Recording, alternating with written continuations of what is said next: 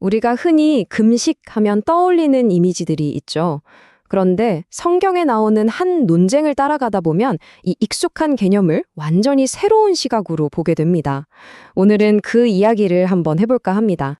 자, 모든 이야기의 시작은요, 바로 이 질문 하나에서부터 출발합니다.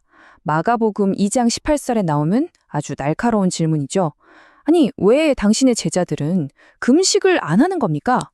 이게 지금 우리한테는 그냥 그런가 보다 할 수 있는데, 당시 사람들한테는 정말 충격적인 질문이었거든요. 왜 그랬는지 한번 같이 파고 들어볼까요? 네, 첫 번째 파트, 금식 논쟁입니다. 이 질문이 도대체 왜 그렇게 이상하게 들렸는지 그 시대적 배경부터 한번 살펴보겠습니다. 사실 예수님 시대의 금식은 뭐랄까? 선택사항이 아니었어요. 그냥 당연히 해야 하는 거였죠.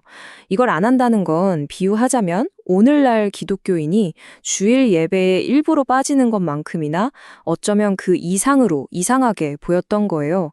그만큼 금식은 의심할 여지 없이 아주 중요한 종교적 의무였습니다.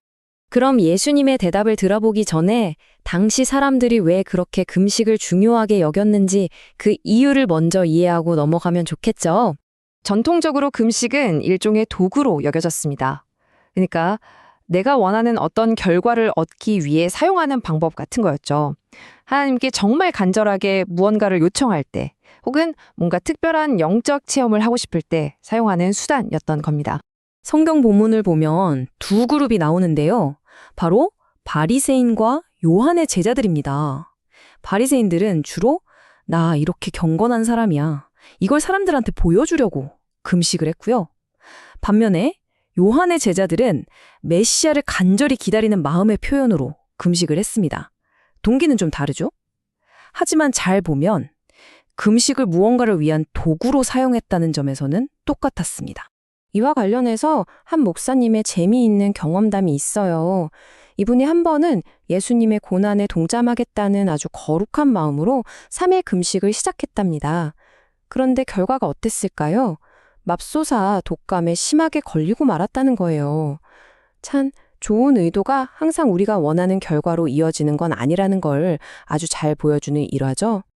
자, 이런 배경 속에서 예수님께서 대답을 하시는데 이 대답이요, 금식이라는 관행 전체를 완전히 뒤집어 버립니다. 정말 모두의 예상은 완전히 빗나가는 답변이었어요. 이 이야기의 흐름을 바꾸는 결정적인 한마디 한번 들어보시죠. 예수님께서 뭐라고 하시냐면 결혼식 잔치에 온 손님들이 신랑이랑 같이 있는데 금식할 수 있겠냐? 이렇게 물으십니다. 여기서 신랑이라는 비유가 정말 중요하고 또 아주 강력합니다. 그렇죠. 결혼식 잔치에서 가장 중요한 사람이 바로 신랑이잖아요. 신랑이 왔다는 건 이제 슬퍼하고 기다릴 때가 아니라 기뻐하고 축하하고 잔치를 벌일 때라는 뜻입니다. 예수님은 바로 그 신랑이 바로 나다라고 말씀하고 계신 거예요. 영적인 현실이 슬픔에서 기쁨으로 완전히 바뀌었다는 선언인 거죠. 그리고 이어서 예수님은 두 가지 짧은 비유를 들어서 이 새로운 현실이 낡은 시스템에 그냥 대충 끼워 맞출 수 있는 게 아니라는 점을 아주 분명하게 보여주십니다.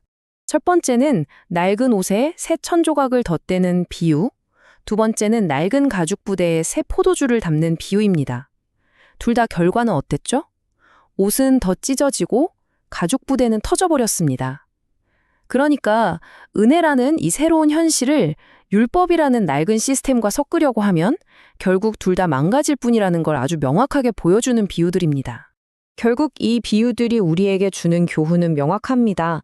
새로운 은혜는 낡은 틀에 담을 수가 없다는 것. 그리고 이 새로운 영적 현실은 완전히 새로운 삶의 방식을 요구한다는 거죠. 그냥 기존의 노력 위에 예수님의 은혜를 살짝 덧붙이는 게 아니라 삶의 기반 자체가 완전히 새로워져야 한다는 뜻입니다. 자, 그럼 이제 이런 질문이 생기죠. 금식이 무언가를 얻기 위한 도구가 아니라면 오늘날 우리에게 금식은 도대체 어떤 의미가 있는 걸까요? 여기서 한 목사님이 드신 비유가 정말 기가 막힙니다. 우리가 정말 좋아하는 맛집을 생각해 보세요. 우리가 그 식당에 가는 이유가 사장님한테 음식을 얻어내려고 가는 건 아니잖아요. 그게 아니라 전에 먹었던 그 맛이 너무 좋아서 그 맛을 기억하고 또 느끼고 싶어서 다시 찾아가는 거죠. 바로 이 맛집 비유가 금식에 대한 우리의 생각을 완전히 새롭게 만들어줍니다. 우리는 텅 비어서 무언가 부족해서 금식하는 게 아니라는 거예요. 오히려 그 반대입니다.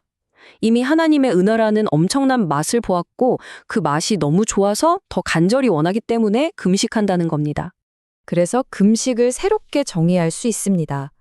금식이란 이미 맛본 하나님의 은혜를 다시 한번 깊이 경험하고 싶은 우리의 영적인 갈망을 몸으로 표현하는 행위라는 거죠. 더 이상 무언가를 얻기 위한 도구가 아니라 이미 받은 은혜에 대한 갈망의 반응이 되는 겁니다. 그러니까 새로운 금식의 동기는 이런 흐름을 따르는 거죠. 먼저 하나님의 은혜를 깊이 경험합니다. 그리고 시간이 지나도 우리는 그 놀라운 맛을 기억하죠. 그러다 보면 자연스럽게 그것을 더 갈망하게 되고요. 금식은 바로 그 영적인 배고픔, 그 갈망의 자연스러운 육체적 표현이 되는 겁니다. 그래서 마지막으로 이 질문을 여러분께 드리고 싶습니다. 여러분은 지금 진정으로 무엇에 굶주려 있나요? 여러분의 삶에서 그 맛집은 무엇인가요? 이 질문을 통해 각자의 영적인 갈망이 무엇을 향하고 있는지 깊이 생각해보는 시간이 되셨으면 좋겠습니다.